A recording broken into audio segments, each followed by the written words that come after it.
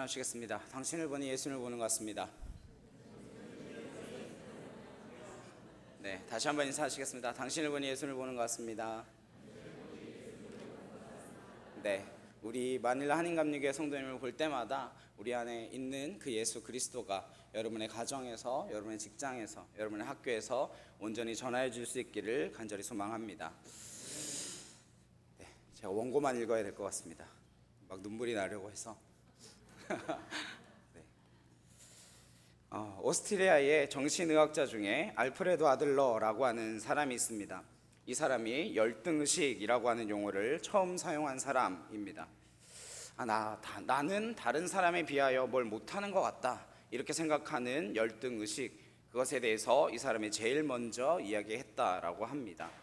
이 정신의학자는 사람들에 대해서 어떻게 분석했냐면, 열등감이 내가 너보다 뭘 못한다, 이러한 생각이 그 사람을 변화시키고 행동하게 한다라고 생각했습니다. 그러면서 대표적으로 제시했던 이야기가 이것이었습니다. 아이들이 왜 말을 하는가? 열등감 때문에 말을 한다는 거예요. 이게 말을 못하잖아요. 갑자기 어른이 와서 이러는 거죠. 아유, 우리 애기 예쁘네, 엄마 해봐, 아빠 해봐. 근데 말을 못하는 거예요. 그러면 속에서 거룩한 분노가 일어나면서 내가 말을 배울 거야. 그러다가 어느 날 갑자기 엄마 해봐, 아빠 해봐, 이러면 씩 웃으면서 식사는 하셨습니까? 네. 그러면서 애가 말을 하게 된다라고 하는 것이죠. 똑같이 애가 왜 걷느냐? 옆에 있는 형들이 막 뛰어다녀요. 그럼 혼자 기저귀 차고 바닥을 청소하면서 다니다가 내가 왜 혼자 이 바닥을 청소해야 되느냐? 그러면서 일어나 걷기 시작한다라고 하는 것입니다. 열등감이 부족한 것이 사람을 살아있게 만든다, 이것이 그 사람의 의견입니다. 맞는 부분도 있고 틀린 부분도 있다라고 생각합니다. 열등감만으로 사람이 변화하거나 행동하지는 않기 때문입니다.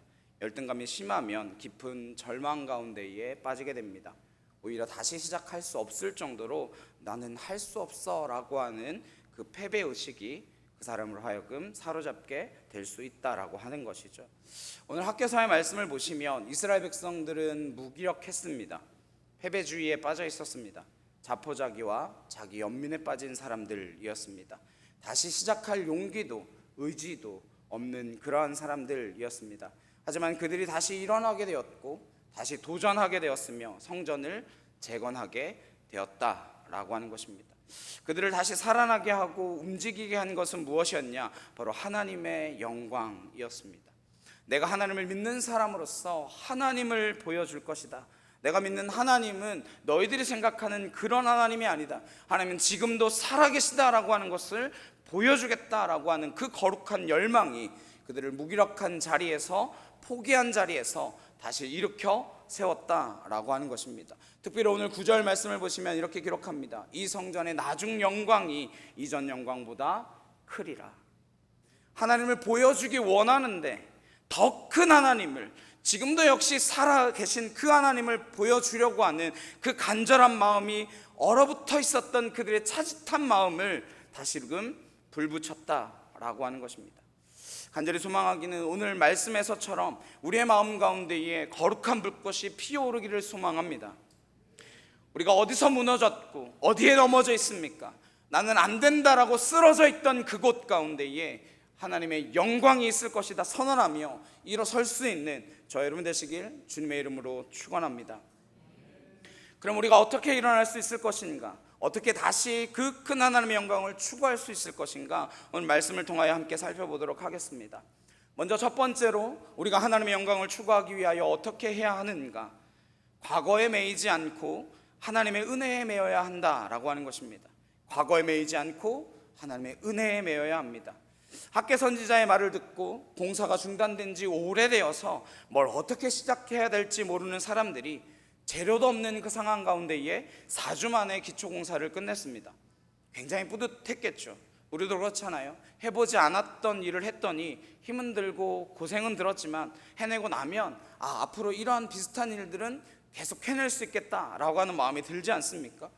마찬가지로 이스라엘 백성들도 우리가 할 수 있다, 성전을 지을 수 있다, 불을 붙이기 시작했습니다. 가능하구나, 우리도 하나님이 사용하시면 되는구나, 이 확신이 생겼습니다. 그런데 문제가 무엇이었냐? 갑자기 적대적인 세력이 나타납니다. 어떤 사람들이냐? 그 당시에 나이가 많고 파괴되기 이전의 성전, 그러니까 솔로몬의 성전을 본 사람들이었습니다. 이 사람들은 솔로몬의 성전을 봤기 때문에 지금 짓고 있는 것이 너무나 초라하게 느껴졌습니다. 그래서 말합니다. 야, 이게 성전이냐? 하나님이 이런 데에 계시겠느냐? 이걸 어디다 갖다 쓰냐? 그런 이야기를 한 것이죠. 이 사람들 때문에 성전을 건축하기 시작했던 사람들의 마음 가운데에 좌절감이 찾아왔습니다. 낙심하고 그래, 안 되겠지, 이렇게 포기하게 되었다라고 하는 것입니다. 에스라 3장 12절 말씀에 이렇게 기록합니다. 제사장들과 레위 사람들과 나이 많은 족장들은 첫 성전을 보았으므로 이제 이 성전의 기초가 놓임을 보고 대성통곡하였으나 여러 사람은 기쁨으로 함성을 지르니.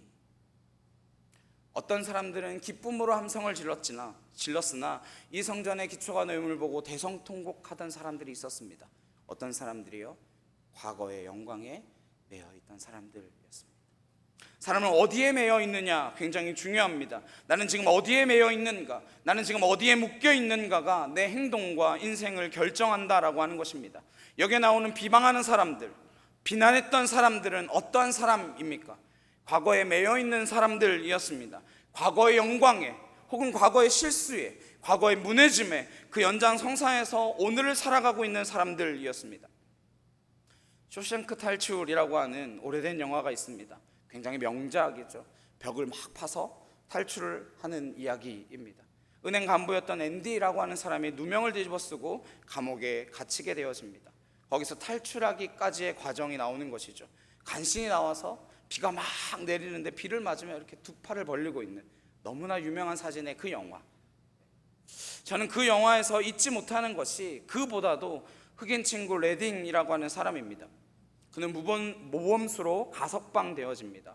문제는 무엇이었냐? 석방이 되었는데도 불구하고 이 사람은 여전히 과거에 매여 있었습니다.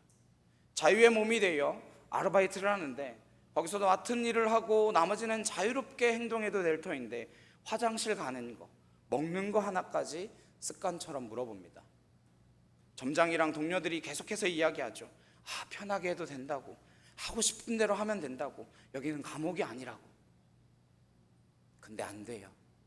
자기 집에 와서 잘 때도 편하게 뒹굴거리면서 자면 되는데 감옥에서 자던 그 갑갑한 생활을 벗어나지 못하고 자유의 몸이 되었음에도 감옥 생활을 하게 됩니다. 이것이 바로 과거에 매여 있는 사람입니다. 과거에 매여 있는 사람은 과거의 아픔과 슬픔을 가지고 오늘을 똑같이 살아갑니다. 오늘 내가 그것을 결정하고 눈물의 자리에서 일어날 수 있는데 과거에 묶여서 어떻게 합니까? 그렇지 뭐, 어쩔 수 없지, 그러며 포기해버리고 마는 것, 그것이 바로 과거에 매여 있는 사람입니다.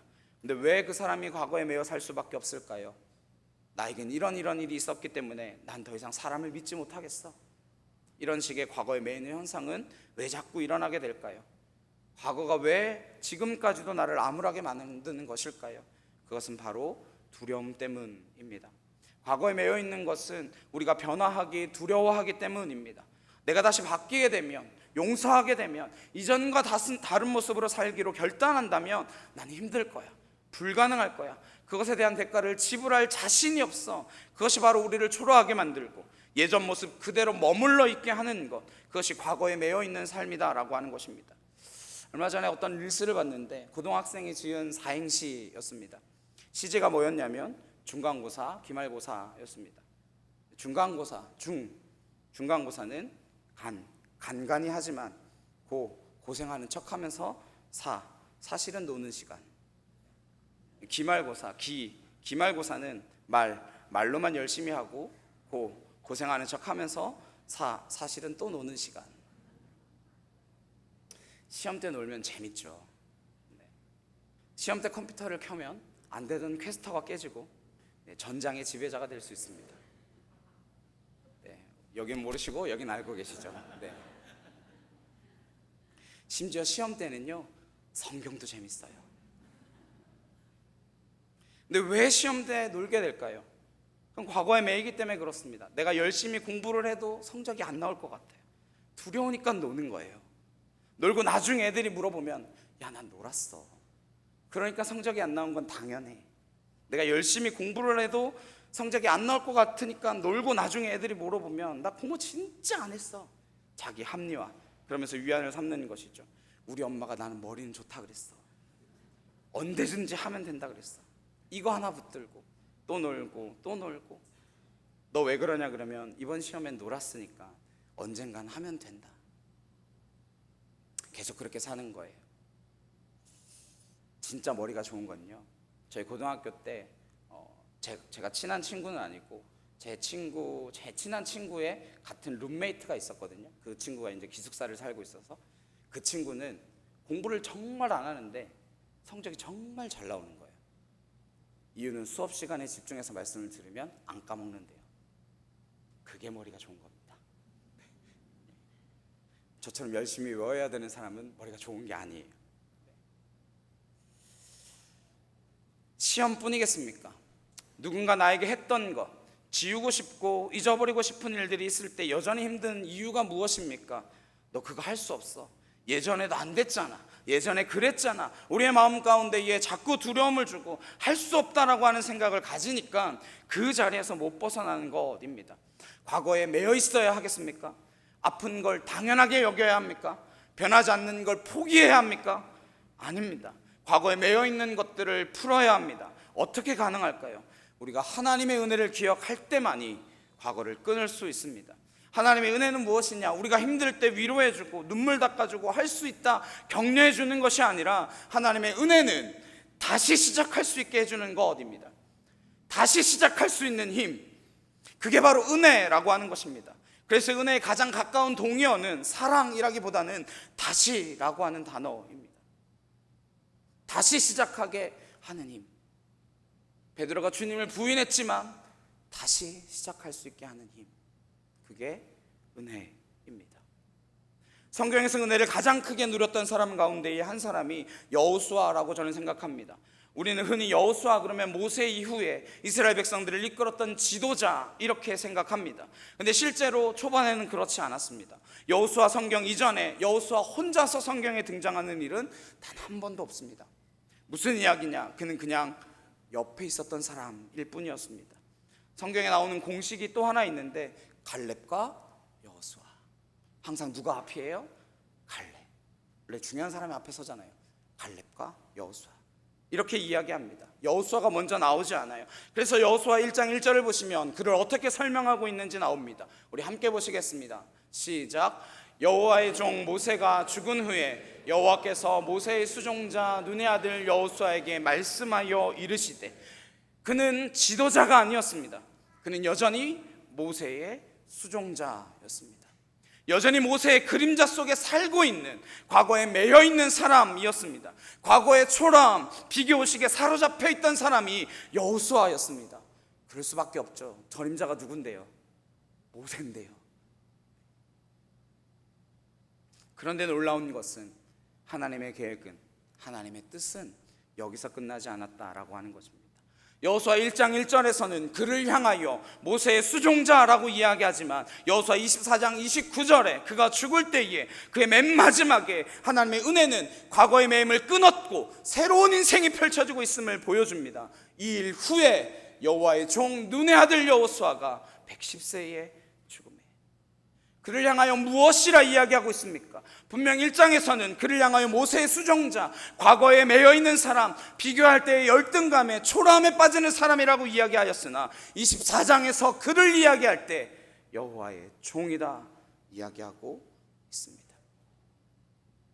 성경에서 공식적으로 여호와의 종이라 불렀던 사람은 단 세 사람밖에 없습니다.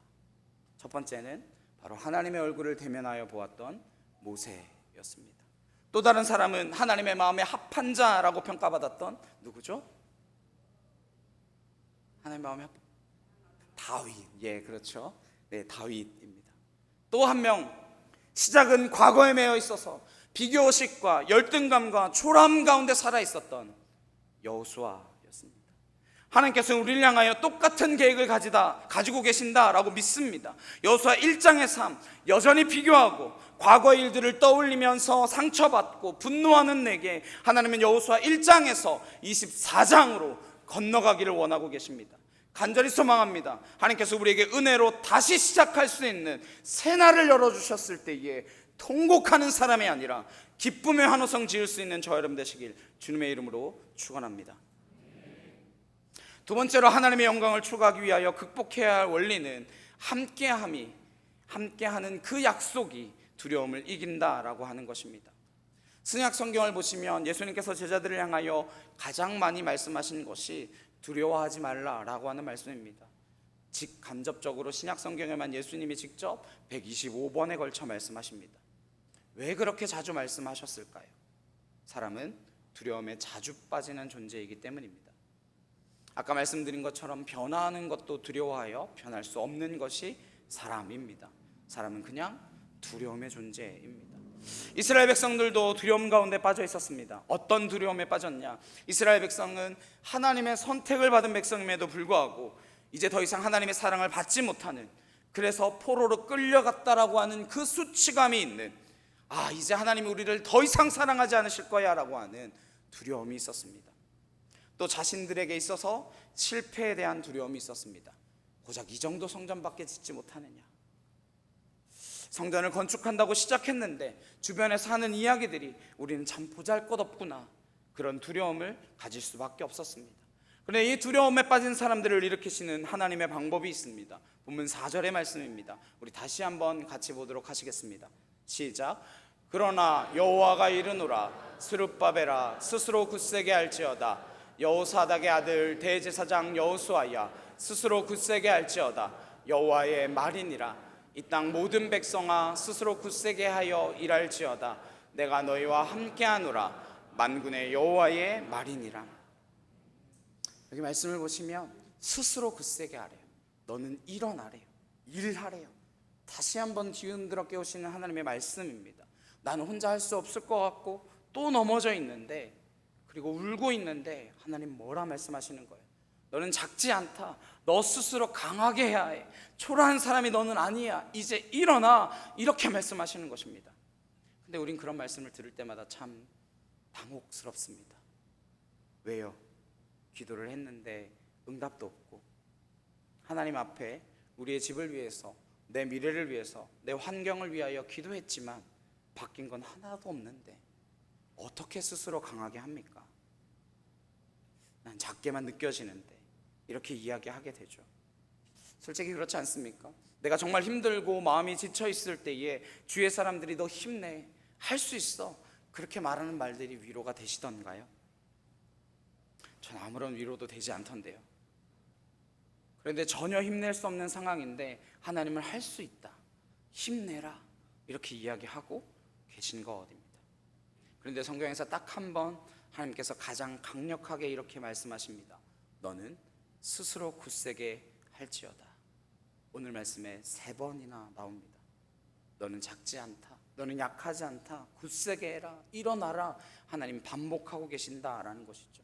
우리는 당황스럽습니다. 난 여전히 과거에 매여 있는데, 두려움 가운데 있는데 어떻게 스스로 굳세게 하는가. 그런데 여기 우리 성경에는 빠져있는 단어가 하나 있는데 히브리어의 키라고 하는 단어입니다.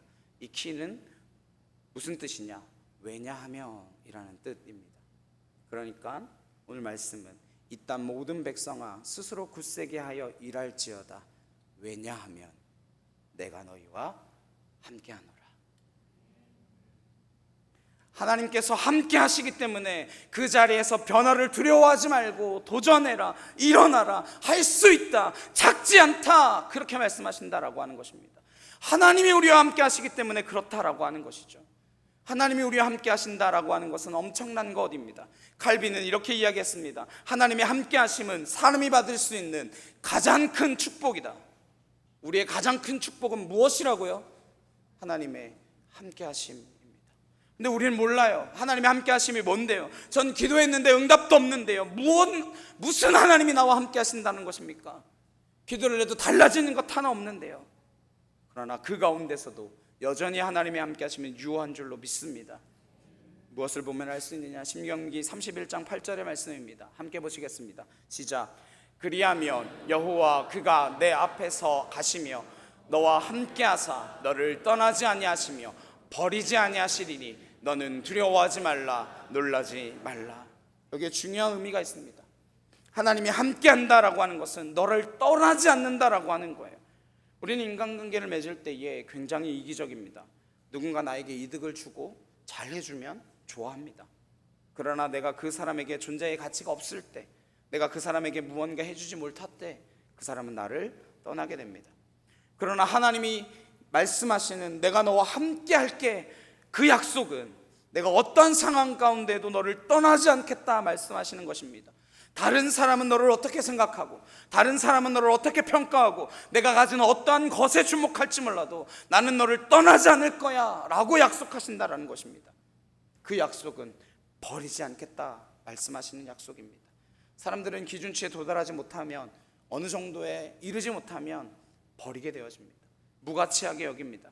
심지어 부모라도 자녀에 대하여 이 정도가 안 되면 자녀이기 때문에 품기는 하지만 마음속에서는 버리는 경우들이 종종 있지 않습니까? 근데 하나님은 뭐라 말씀하십니까? 나는 너희를 절대로 버리지 않겠노라. 이것이 하나님의 함께 하심의 약속입니다. 얼마 전에 본 글이 하나 있는데, 거창고등학교라고 하는 거창에 있는 기독교 사립고등학교의 교장 선생님이셨던 전성은 선생님에 관한 일화였습니다. 굉장히 오래된 이야기인데 86년도에 교육부에서 YMCA 교사를 해임하는 사건이 생긴 적이 있었다고 합니다. 그 당시에 거창고등학교에도 똑같은 압박이 왔다라고 해요. YMCA 소속의 교사들을 해임하지 않으면 학교를 폐쇄시킬 수 있다, 그런 압박을 받았다라고 합니다. 이분이 신앙이 좋은 분이 아니었는데 너무나 압박을 받으니까 어떤 마음이 들었냐, 이러면 안 되겠다, 이 상황으로는 도저히 안 된다, 그러면서 금식 기도를 하러 떠나셨습니다. 산으로 금식 기도를 떠나서 3일 동안 기도를 할 줄 몰라 계속 이렇게 기도했다라고 합니다. 하나님이 왜 올라온 줄 아시죠? 왠지 아시죠? 그렇게 3일을 보냈대요.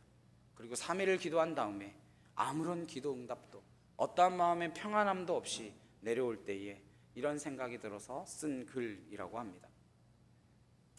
금식 기도를 하러 산에 갔다가 내려오며 나는 배낭을 메고 산을 내려오면서 하나님께 투덜거렸다. 그러면 그렇지, 하나님이 언제 제 기도에 친절히 대답해 주신 일이 있습니까? 물어보러 온 내가 바보죠. 그렇게 투덜거리는데 눈물이 쏟아지기 시작했다. 산길을 내려오면서 얼마나 울었는지 모른다. 그때였다. 야 이놈아, 내가 너 고3 때 필동교회 풍금뒤에서 기도할 때 네가 거창에 가는 게 내 뜻이라 말해주지 않았느냐? 그때 내가 너를 사랑한다 말해주지 않았니? 내가 널 사랑한다는 말은 한 번이면 족하지 않겠니?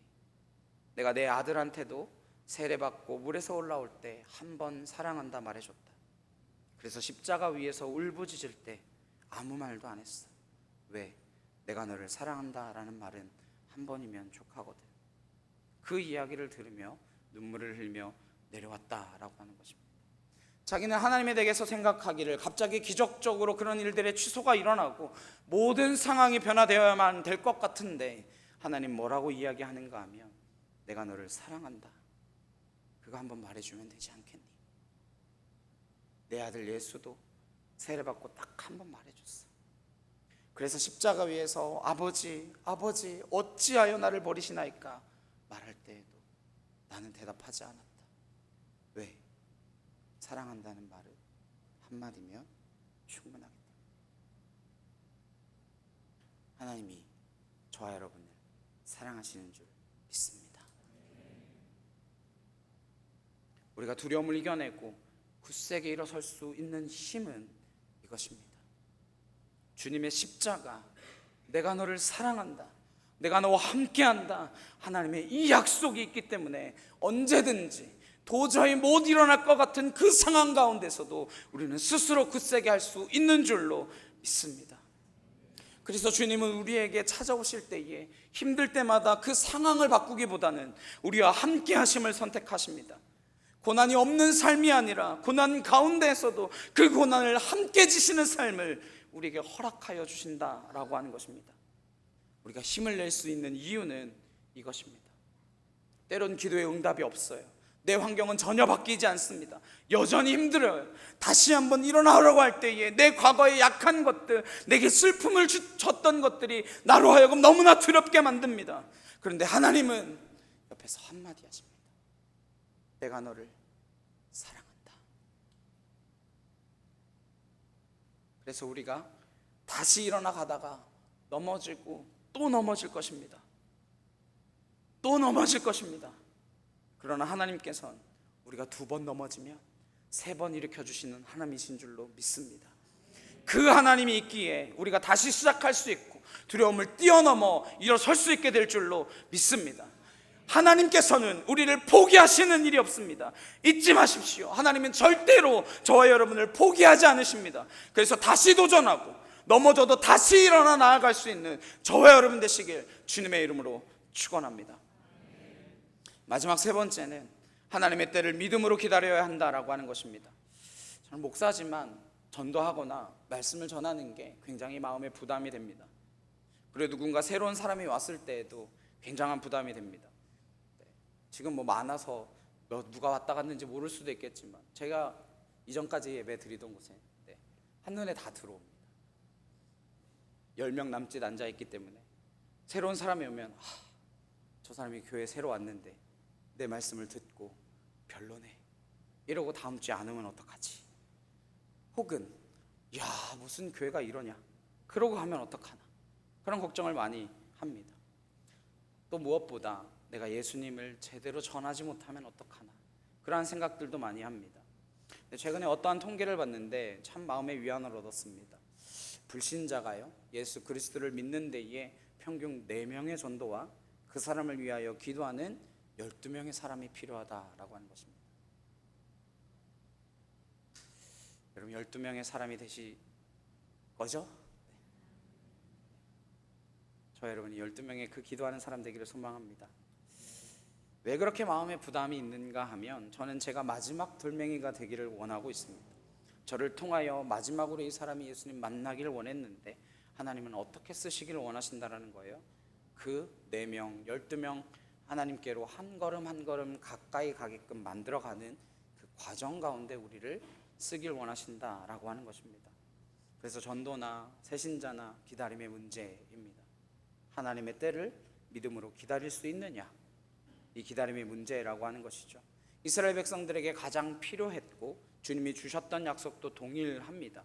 14년 동안 중지되었던 성전 건축인데 다시금 그들을 불붙게 한 것이 무엇이었냐? 하나님의 말씀이라 그랬습니다. 그것이 가장 잘 나와 있는 것이 오늘 본문 학개 2장 9절의 말씀입니다.